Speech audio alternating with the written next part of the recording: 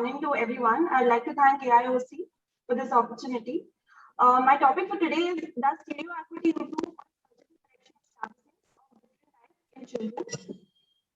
As we know, strabismus comprises of 1 to 4% of the population, and if left uncorrected, it has various detrimental effects such as cosmetic, psychosocial, and along with that, it has effects such as decrease in binocularity, decrease in visual acuity due to strabismic amblyopia, decrease in motor dexterity, reading speed of the individual. It has been observed if constant concomitant strabismus is managed appropriately during early childhood, significant gain in binocularity and stereopsis can be obtained. Recent studies indicate that binocularity and stereopsis may improve in these patients, even if they're treated later in life, provided they are managed well. Therefore, we decided to conduct this study to evaluate the extent of improvement in stereopsis with strabismus after surgical management and its association with different types.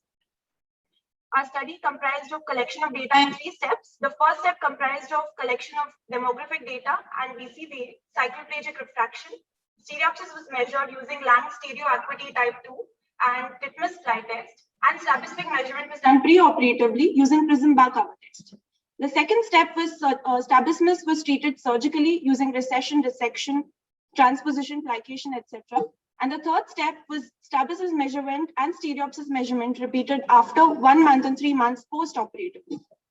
This retrospective data included 220 eyes of children between the age of 0 to 18 years with strabismus, which consecutively underwent strabismus surgery with stereopsis evaluation pre and post-operative.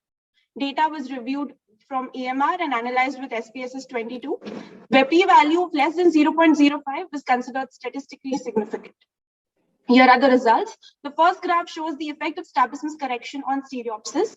Out of the 220 eyes that were enrolled, we can see 112 eyes lied between the group 40 to 80 seconds of arc post-operatively.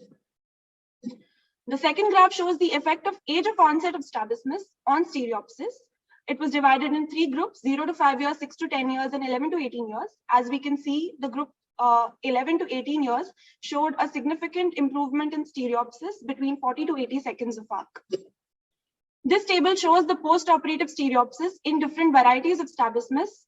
Out of 157 eyes, which were orthotropic, from out of the 220 eyes, 104 eyes achieved stereopsis between 40 to 80 seconds of arc. This graph shows the effect of alignment on stereopsis, where orthotropia were significantly higher as compared to patients who had deviation post-operatively between 40 to 80 seconds of arc. Therefore, mean post-op correction of strabismus improved stereopsis to 400 seconds of arc from 800 seconds of arc. Constant type of strabismus has significant improvement in stereopsis, where p-value was equal to 0.00. Post-operative alignment is associated with stereopsis. Children who presented late for correction showed more improvement in stereopsis post-correction. Ordenius et al. Found that achievement of stereopsis was significantly correlated with age of onset of strabismus and not with duration. We had similar observations.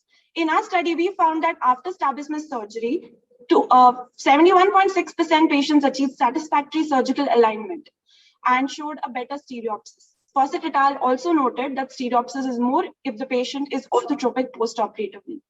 To conclude, good stereopsis is achieved after surgical correction. Stereopsis is associated with age of onset of strabismus and earlier. Your time is up. You need to conclude. I'm really sorry for this.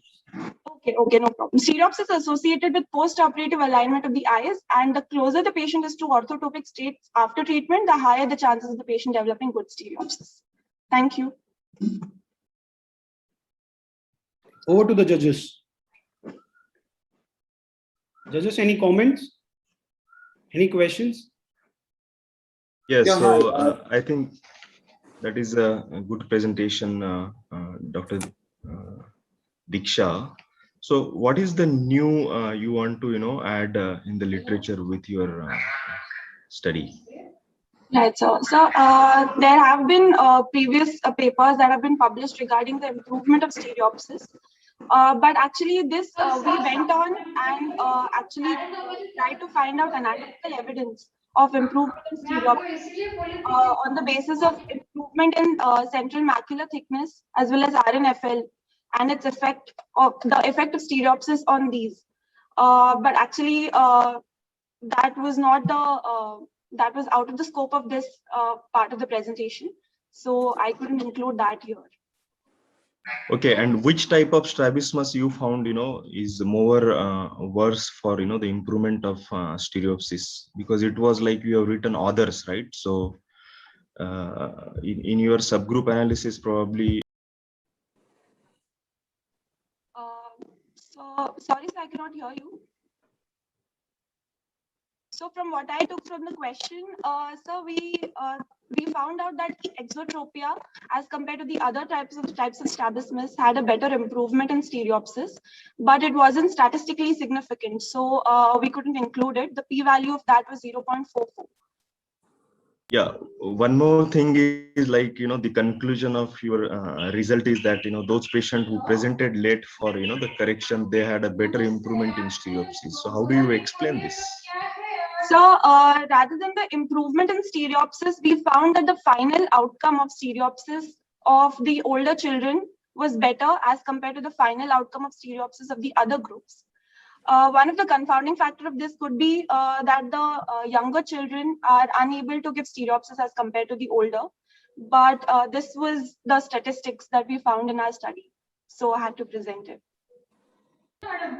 Okay, that's interesting.